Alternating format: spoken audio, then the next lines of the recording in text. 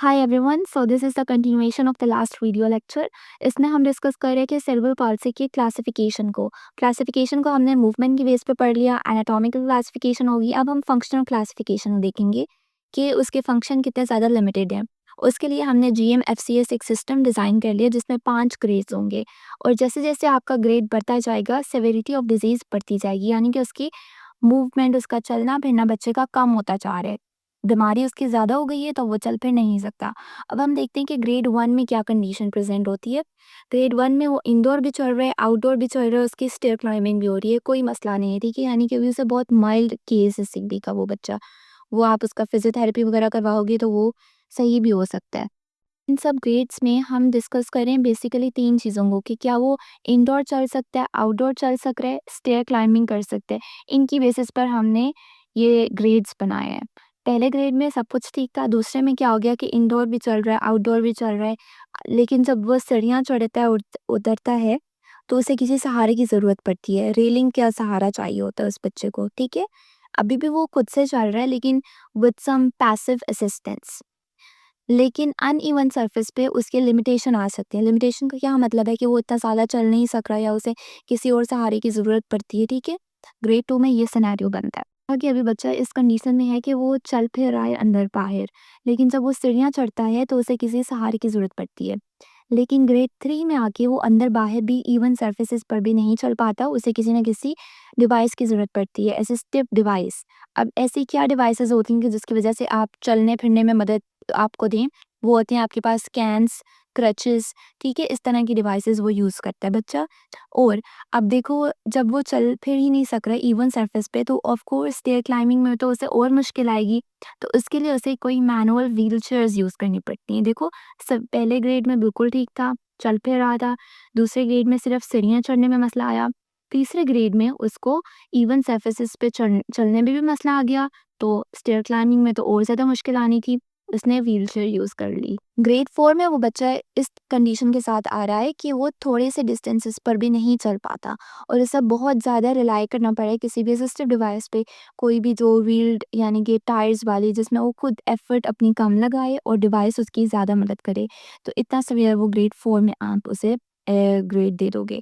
और ग्रेड 5 में वो बिल्कुल भी मूवमेंट नहीं कर पा रहा होता बच्चा। इट मीन्स कि वो इंडिपेंडेंटली मूवमेंट नहीं कर पाता, वो टोटली डिपेंडेंट है किसी अपने जो अटेंडेंट है उस पे या व्हील्ड मोबिलिटी पर। अब आपकी बुक में ये सारी पिक्चर प्रेजेंटेशन के थ्रू आपको बताया गया है। यहाँ पर अगर हम देखें कि देखो, ग्रेड 1 में वो इवन सरफेस पे भी चल रहा था, स्ट्रेट लाइन भी कर रहा था, ठीक है? ग्रेड 2 में क्या हुआ कि इवन सरफेस पे खुद चल रहा बच्चा, लेकिन उसे किसी सहारे की ज़रूरत पड़ती है सीढ़ियाँ चढ़ते वक़्त। फिर ग्रेड 3 में अब वो चल भी नहीं पा रहा, उसने कोई डिवाइस का सहारा लिया, क्रचेज़ हो गए, केन्स हो गए, और सीढ़ियों के लिए उसे किसी व्हीलचेयर की ज़रूरत पड़ती है, यानी कि स्लोप्स पे आने-जाने के लिए उसे व्हीलचेयर चाहिए अब।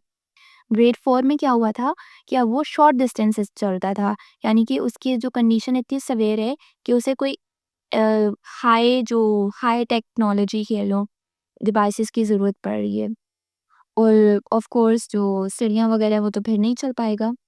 इस तरह का सिनेरियो बन जाता है ग्रेड 5 में।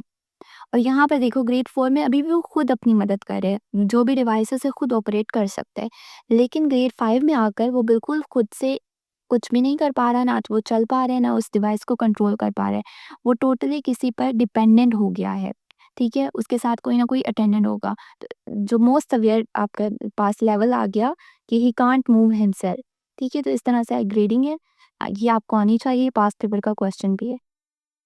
Sign symptoms of cerebral palsy को मैंने ना 3 डोमेन्स में कैटेगराइज़ किया, और इसी तरह याद करने से बहुत आसानी हो जाएगी। सबसे पहले आप देखो कि प्रिमिटिव रिफ्लेक्सेस पे क्या असर होता है। अब प्रिमिटिव रिफ्लेक्सेस वो सारे रिफ्लेक्सेस थे जो 6 महीने तक ख़त्म हो जाते हैं एक बच्चे में, ठीक है? लेकिन जब एक बच्चा सेरेब्रल पाल्सी के साथ आएगा तो उसमें सब रिफ्लेक्सेस हमें 6 महीने के बाद भी देखने को मिल रहे थे। अब वो रिफ्लेक्सेस कौन से थे? उसमें बेतहाशा थे, मोरू था, एसटीएनआर, एटीएनआर, एंड आई होप कि बाय द टाइम आप ये वीडियो देख रहे हो तो आपने सारे रिफ्लेक्सेस को देखा हो, ठीक है? और इसमें मेजॉरिटी कहाँ पर वो सब डिसइंटीग्रेट कर रहे थे, 6 महीने में जाके ख़त्म हो जाते थे। लेकिन इसमें परसिस्ट करेंगे क्योंकि उस बच्चे का कॉर्टेक्स ही डेवलप नहीं हो रहा, उसमें ब्रेन डैमेज है, ठीक है? तो ये सब आपको देखने को मिलेगा, परसिस्ट हो गए। और उसके साथ-साथ आपको एक और चीज़, ये अर्लीस्ट साइन होता है एक बच्चे में।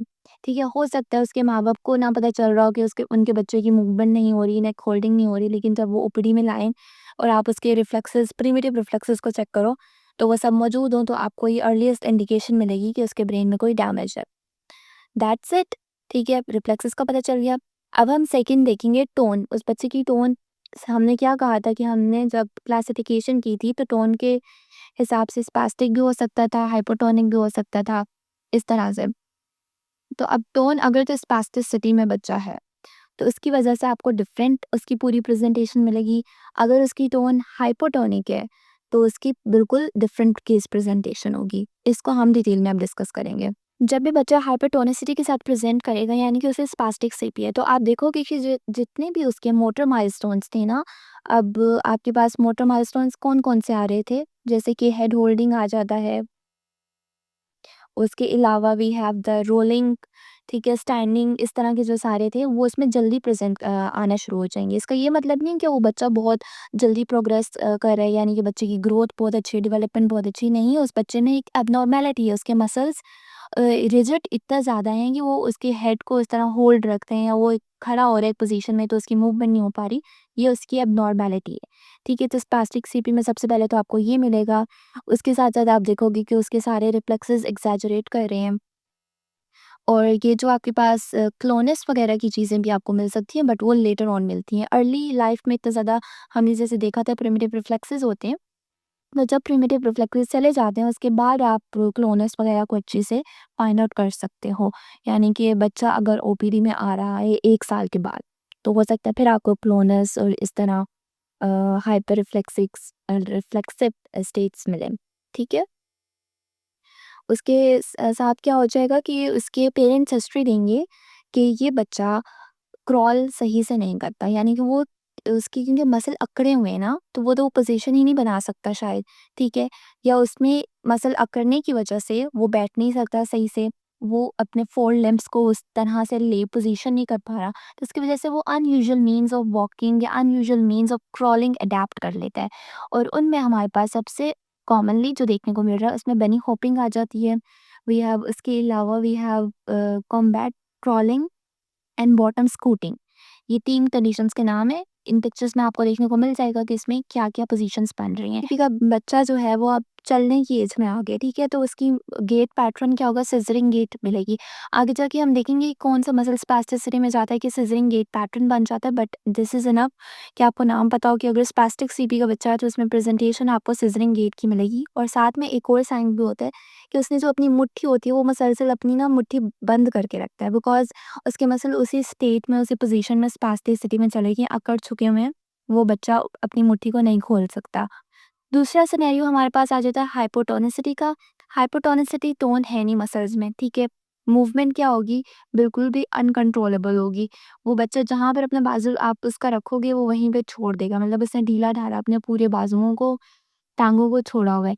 तो वो एक हमें जनरल पोज़ीशन देखने को मिलती है जिसको नाम दे दिया गया है फ्रॉग लेग पोज़ीशन। अब ये फ्रॉग लेग पोज़ीशन आप यहाँ पिक्चर में देख सकते हो कि उसके हिप्स जो हैं वो एबडक्टेड है, विद फ्लेक्शन हुई हुई है वहाँ पर, एक्सटर्नल रोटेशन मिल रही है साथ में, और उसके दोनों बाजू हैं वो साइड पे उसने गिराए हुए हैं। इसको कहते हैं फ्रॉग लेग पोज़ीशन। और साथ ही साथ जैसे हमने स्पास्टिसिटी में देख लिया कि जो अकड़ाहट की वजह से उसके मसल्स की बच्चे में जल्दी नेक होल्डिंग हो रही थी, या रिजिड सॉरी, रिजिड स्टैंडिंग में जा रहा था वो बच्चा। लेकिन हाइपोटोनिसिटी में तो उसके मसल्स की टोन ही नहीं है, तो ये सब माइलस्टोन्स आपको उसके नहीं मिलेंगे। That's it for tone. और अगर हम मूवमेंट पैटर्न की बेसिस पर देखें, तो मूवमेंट में क्या हमने पढ़ा था कि कौन सा सिनेरियो बनता है, वो एथिटॉइड सीपी का बच्चा, आपको उसमें डिफरेंट तरह की मूवमेंट्स देखने को मिल रही होती हैं। अब अगर तो वो हेमीपेरेटिक केस है, यानी कि उसकी एक साइड अफेक्टेड है, ऊपर का बाजू और नीचे टांग अफेक्टेड है, तो उन दोनों आपको लिम्स में उसकी मूवमेंट्स, जर्की इनवॉलेंट्री मूवमेंट्स देखने को मिलती हैं।